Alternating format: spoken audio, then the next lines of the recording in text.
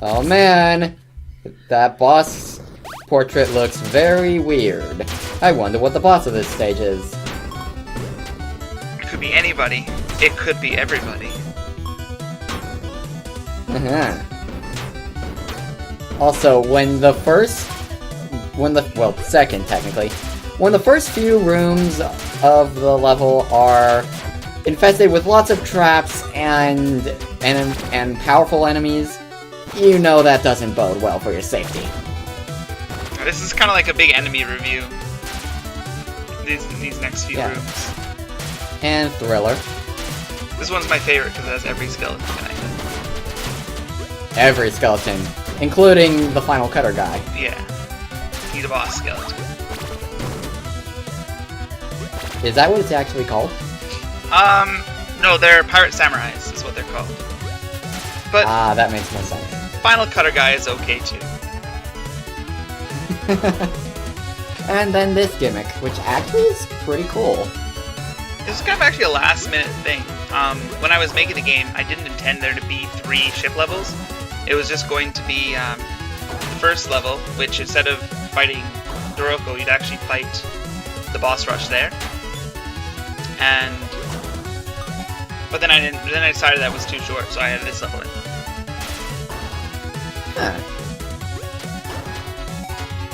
So this would be an example. Well, this gimmick is pretty cool.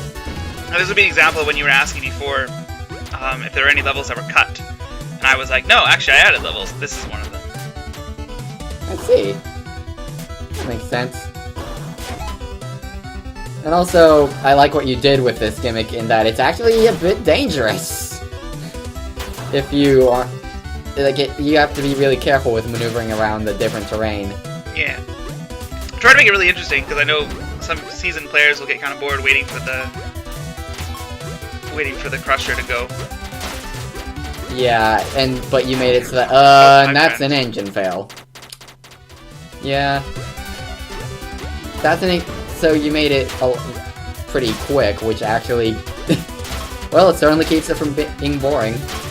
Yeah, it used to be a lot slower when I first made it, but I speeded it up since release. Or since I originally made it. Before release, it was already fast before release. Actually, it might have been a bit slower in the Windows version, before it came to Steam.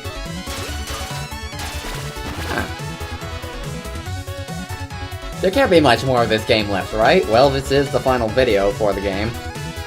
Well, not counting the bonus video, obviously, but you get the idea. Yeah, not a whole lot left. Also, I like what you did with this whole healing sequence. Yeah. I thought it'd be neat to give the player the option to heal as much as they want, but to take time out of your score. So if you're someone who wants to play fast, it's beneficial not to ever heal. But if you want, there's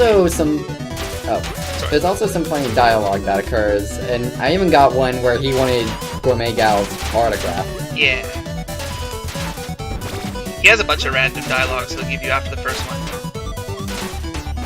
So yeah, regarding Serpentina, she actually is made a bit more difficult by the presence of the enemies, but only a bit. Yeah, she's still number 1. She does actually have, when you fight her the first time, she has a little bit less health than regular bosses. And this time, she has the same health as regular bosses. She has a bit more health. And I still fought her the same way I fought her the first time, minus that one use of a treasure box. What you can actually do is, if you use the treasure box on her, her invincibility frames are long enough for you to get out of the treasure box and out of her hitbox before she can be attacked again. So it actually makes it really easy to spam the treasure box on her. A lot of bosses are like that. That makes sense. The invincibility gets rid of their collision contact damage hitbox. Yeah, if you can't hurt them, they can't hurt you. Yeah. The only exception is during some attacks. For example, Amelia, when she's doing her dash, she can hurt you, but you can't hurt her. Is she completely invincible during that attack, or...? Yeah, when she's dashing, she's invincible. That explains a lot.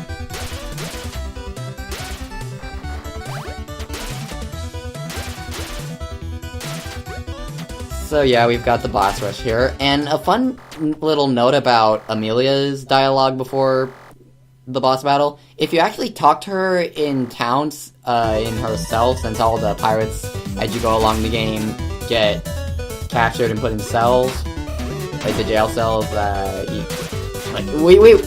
we've been to the village in this playthrough, so people know what I'm talking about.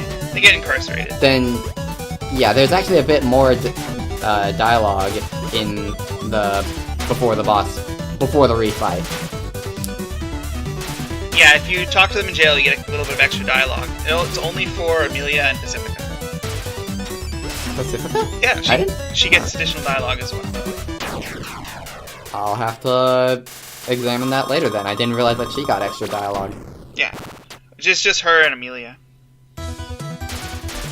And, was about to say Khimera again. Chelsea had a little planet orbiting her. Yeah, that's, it's just the way it calculates the velocity of the treasure. Sometimes it gets stuck orbiting around her. Yeah, a lot of games have glitches like that, and they're always fun when they occur. Yeah, I kept it because it was funny. It reminded me of Sonic Adventure 2 when you would try and homing attack and you would orbit around the target. That always made me happy. The first one that comes to mind for me is, a Tools of the Speedrun of Mega Man X, where he stood in place and caused either boomerang cutters or homing missiles to orbit around. No, it would boomerang cutters to orbit around him while the boss was exploding. That sounds like something that would happen. Yeah. Oh, and also, here's an attack that we didn't get to see in the first fight, namely because she just didn't survive long enough to use it. That was just the saucy shot laser. Yeah. Come to think of it, I really didn't give Anchovy much of a chance during the first fight, did I? Yeah, she went down pretty fast.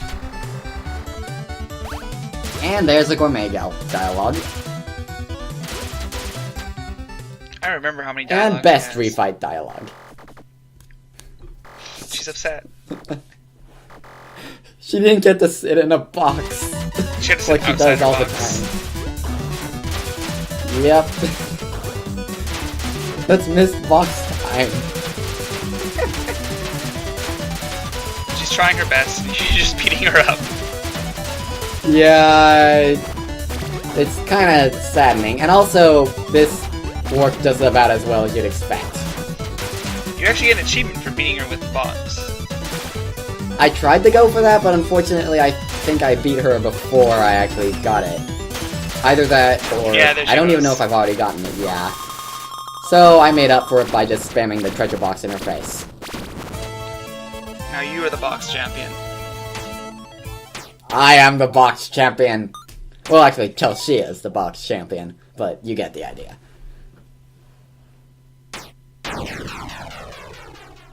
And the final lock has been released. But before that,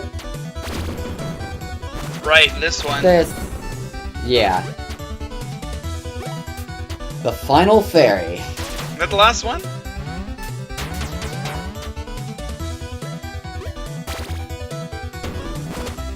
And there, done with that level. We don't need to visit it again. That's a shame, that's a pretty fun level. Well, yeah, but you get the idea. So I am still missing, other than what's in the spider's web, one notebook, and that's in the fairy's domain. I'll deal with that in the bonus video, because there is another upgrade that I know you know about. Yeah, I know about it. Most definitely, it's a specific one. I'd be worried if I didn't know about it. Well, you get the idea. I was trying to just bring attention to it, but I didn't want to get it before I fought this boss, because it's honestly more... This boss is more fun with just basic Chelsea. Why do I keep calling her Khimera? What's your nickname? And let me just say, I really like how you wrote the dialogue for the Spider Captain. She's cunning, she's clearly evil, and she's smart. She's got an agenda. Yep. And let's admire how Anchovy isn't just melting down or anything like that, and all of their hair is anti-gravitational. I was lazy. Yeah, but yeah. I think only the worst offender in that case is Anchovy. Because, I mean, seriously. Technically, she should just be able to mold through the rope and just fall out. Yeah, exactly. She should be immune to ropes, but here she is. She probably just does it for the captain. Yeah. So, one trick for the Spider Captain that you can use is just stand under her and spam Rising Anger. I didn't want to do that this time, though. Yeah, if you have all the health upgrades, you can tank a lot of hits. Yeah. Oh, what's this? She didn't explode into money. Oh, she's still good to go. Yep.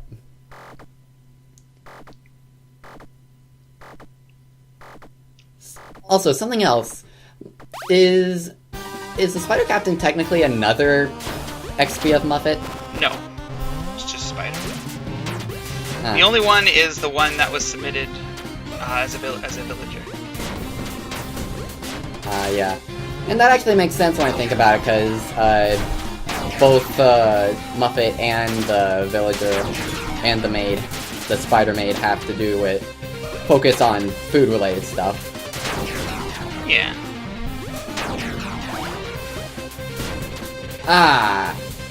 One hit going into the next phase. But let me just say, I really liked everything you did with this final battle. It's challenging, it's creative, it's... I think this ranks in my favorite platforming final bosses. The movie platform second, or actually basically everything after the first phase, none of it was planned. I finished first phase, I was like, this is too short. And it's still pretty short, but I decided to add the next two phases instead. Or on top of that. And I have to say, that is amazing. You did a great job. I love that ranks in my favorite platforming bosses. A lot of the levels and stuff in the main stages are all planned, but when I got to the final stages, a lot of it was improvised. A lot of things I just kind of added on the fly. So the final part of the game ended up a lot bigger than it originally was. Which is never a bad thing. Yes, it's you really, because it's not really a long game as is. Yeah.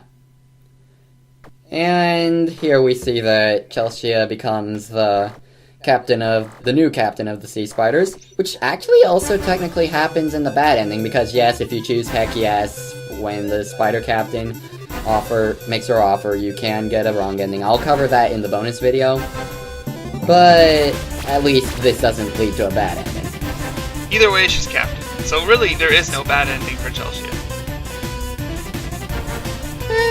Well, I guess technically that is based on perspective.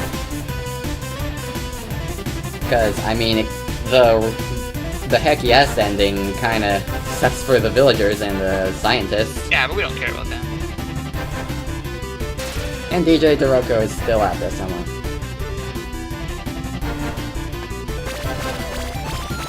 And somehow, clumsiness scares off mages.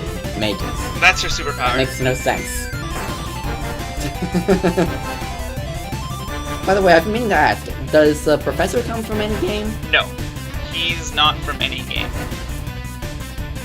Huh. It honestly seemed like he was from another game that you might have designed, but given I haven't played any of the other games you designed yet, I can't really judge that, other than what you say. Well, there is a game that I guess it's kind of like a prequel. If you go on to the Super Sandals, there's a little infinite shooter you can play called Revenge of the Wasp, and the lab accident that creates that character was also the inspiration for the Professor to design Chelsea. Huh. It's actually mentioned in the And I wonder if that's... That might have been what made me think that he had to do something from another game you designed, or something else outside of Khimera destroy all monster girls. Yeah, he's not in the game, but it's implied that he has to do with the game. Gotcha. I guess technically, yeah, it's from that game. So yeah, credits. I noticed that there was one person in the credits who you put a sorry after writing their name. Was it like they didn't want to be put in the credits, or what? Oh yes, Birthday Boy. That was Juggle for You. When I started making Khimera, it was actually just going to be like a tiny little birthday present game for him. I started about 2 months before his birthday, and it kind of just spiraled out of control into this. And it ended up coming out like 6 months after his birthday, so I put I'm sorry in brackets. Well, happy extremely belated birthday to Dorko for you. I did say his name right, correct? Yes, Dorko for you. Okay. Oh! Could this be? Is it a sequel hook? This looks an awful lot like a sequel hook. It's absolutely a sequel hook. Hee! Prepare the hype.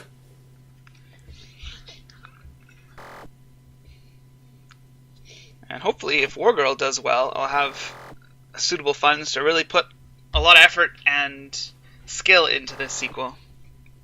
That's what I'm excited for. Well, I hope that it comes to that. Hopefully. Well, I'll have to see. It'll be at least another year before I can even start the sequel. So it'll still be a while. Well, I will say this. When you make Khimera 2, I will, if you sell it, I will buy it. If you give it away for free, I will still play it nonetheless. No matter what, I will play it. And do a playthrough of it. So, what are the odds of me getting into the beta testing for Khimera 2?